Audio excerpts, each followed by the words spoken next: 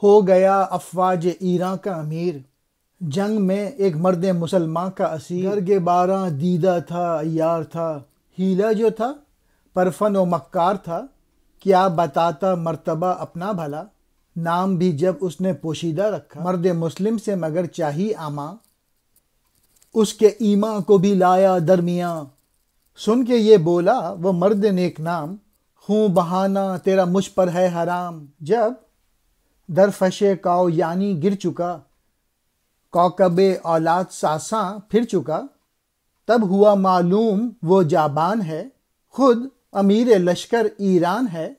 Message یہ ہے، انسانیت اسی وقت افضل ہوتی ہے کہ جب مسلمان معاف کر دے۔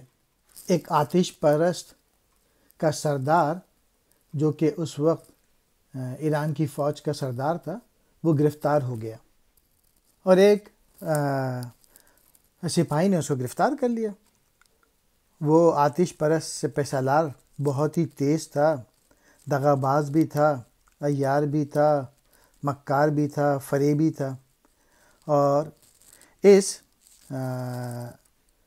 اس نے مسلم لشکری سے کہا، میں چاہتا ہوں یا میری گزارش ہے کہ تو میری جان بخش دے اور مسلمانوں کی طرح مجھے پناہ دے دے۔ اور اس نے اپنا نام بھی جو ہے وہ پوشیدہ رکھا تھا، نہیں بتایا۔ اور جب اس نے کہا کہ تو میری جان بخش دے، تو اس مسلمان سپاہی نے جس نے جابان کو گرفتار کیا تھا، اس کی بات سن کر تلوار نیام میں ڈال دی اور اس نے کہا کہ تیرا خون گرانا مجھ پر حرام ہے۔ اور جب لڑائی ختم ہو گئی، یعنی جب ایران کا جھنڈا اور فش کاوانی پھٹ گیا، یعنی ٹکڑے ٹکڑے ہو گیا اور ساسانی خاندان کی آگ راگ بن گئی، یعنی جب ایرانیوں نے شکست کھائی اور ساسانی شوکت مٹ گئی، تو اس وقت بھید کھلا کہ یہ سالار جس نے نام اور منصب بتائے بغیر امان حاصل کر لی تھی، جابان ہے، جو ایران کے جاباز کا سالار ہے۔ چنانچہ مسلمان اپنی سالار کی خدمت میں پہنچے اور کہا کہ قتل کی اجازت دیجیے، اور اس کا فریب ظاہر کر دیا کہ اس شخص نے دھوکے سے امان حاصل کیے اور ایسی امان کی کچھ حیثیت نہیں، اس کے ہاتھ سے مسلمانوں کو جو دکھ پہنچے ہیں اس کا تقاضا یہی ہے کہ اسے قتل کر دیا جائے۔ اسیر کہتے ہیں قیدی کو، گرفتار کو۔ بو عبید یہ مسلمان سپہ سالار، یہ عربی فوج کے سپہ سالار تھے اور ایرانیوں سے جنگ لڑ رہے تھے۔ جابان یہ ایرانی فوج کے سپہ سالار کا نام ہے۔ امان کہتے ہیں درفش کاؤ یعنی ایران کے قدیم جھنڈے کا نام ہے۔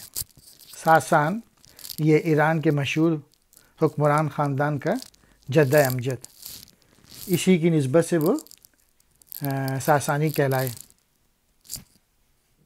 تب ہوا معلوم وہ جابان ہے، خود امیر لشکر ایران ہے، دی خبر اس کی سپہ سالار قتل کرنے پر تلے مکار کو، بو عبیدہ سید فوج حجاز، جنگ میں بھی فوج سے تھے بے نیاز، ہم مسلمان ہے کہا اے دوستو، تم بھی سب ایک ساز ہی کے تار ہو، صوت حیدر ہے نوائے بوذری، ایک ہیں حلق بلال و قنبری، ہم میں جو بھی ہیں امین قوم ہیں، صلح و کین بھی صلح و کین قوم ہے، قوم ہوتی ہے اساس جان فرد، قوم کا پیمان ہے پیمان فرد، گرچہ جابان ہے ہمارا نیش جاں، ایک مسلم نے اسے دی ہے امان، یاد رکھ اے امت خیر الانام، ہے مسلمانوں پہ خون اس کا حرام۔ جب پتہ چلا کہ وہ جابان ہے اور امیر لشکر ہے تو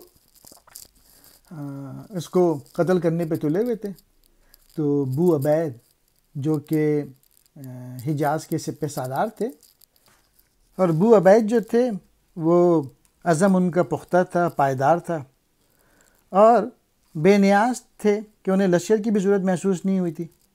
انہوں نے فرمایا دوستو، ہم ایک ساز کے تار ہیں اور ہم میں سے ایک ہی نغمہ پیدا ہوتا ہے، وہ حضرت علی حیدر کا نعرہ اور حضرت ابو ذر ہی کی نوا ہے، اگرچہ وہ نعرہ یا نوا بلال رضی اللہ تعالی اور قنبر ہی کے حلق سے کیوں نہ بلند ہو، کوئی نعرہ یا نوا بلال اور قمبر کے حلق سے بھی پیدا ہو تو ہم اسے علی مرتضیٰ کا نعرہ اور ابو ذر کی نوا سمجھیں گے۔ ہم میں سے ہر شخص ملت کا امانت دار ہے، اور ہر شخص کی صلح اور لڑائی ملت کی صلح اور لڑائی قرار پائی ہے۔